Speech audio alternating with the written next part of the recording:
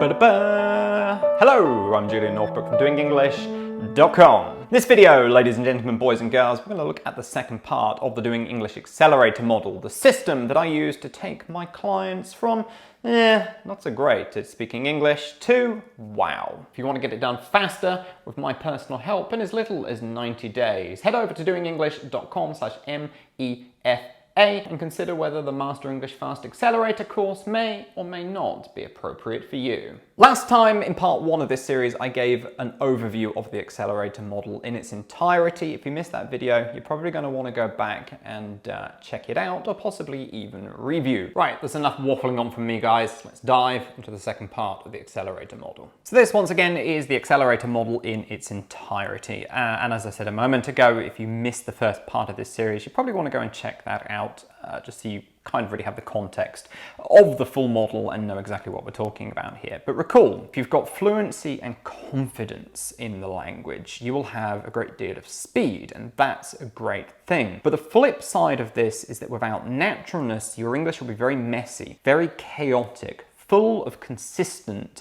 mistakes that have become habits. Somebody who is an extrovert, quite happy to just go out there with whatever English that they've got, butcher the language, and say to themselves, yes, it doesn't matter, as long as I'm able to communicate, that's all that counts. And yes, that is true in a sense. Communication should always come first because, hey, that's what the English language is for. But this confidence for this kind of person is what we would call a double-edged sword. That is, it's a very, very good thing on one hand because it allows them to just go out there, learn on the job, and just go for it. But at the same time, with that confidence comes very little motivation to actually clear up their English, develop any sense of refinement, of eloquence with their language. And again, what happens is they end up with very, very messy, very, very chaotic English that is full of consistent mistakes, that is not very well organized, is certainly not concise, tends to be quite long and rambly for the most part, and is really quite hard for people to follow because it lacks the naturalness side of things. Naturalness, or what in applied linguistics we call native-like selection, is the ability to select chunks,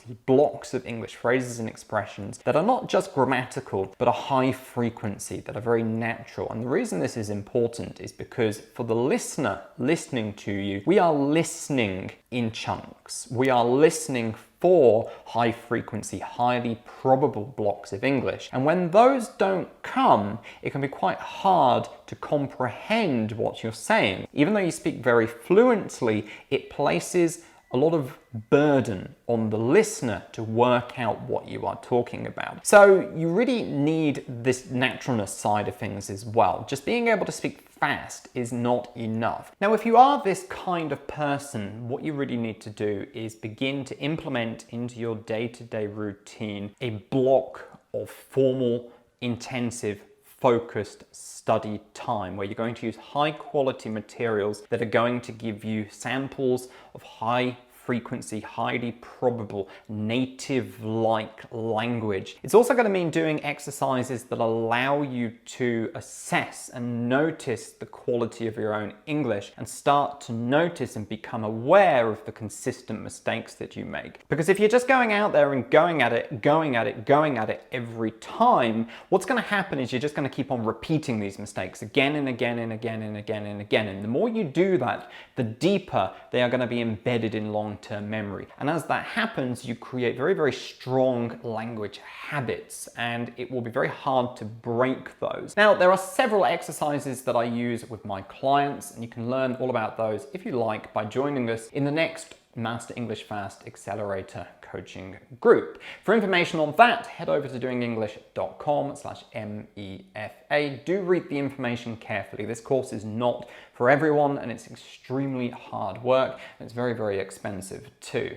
If you do think you'll be a good fit for the group, you can add yourself to the waiting list, and I will notify you next time the course is open. Right, that brings us to the end of this lesson, guys. Next time I'm going to talk about the eloquent side of things and the flip side, which is really the opposite of what we talked about today, which is slow, heavy English. Look forward to it, guys. This is me, Julian Northbrook, signing out from this lesson. See you in the next one. Bye-bye.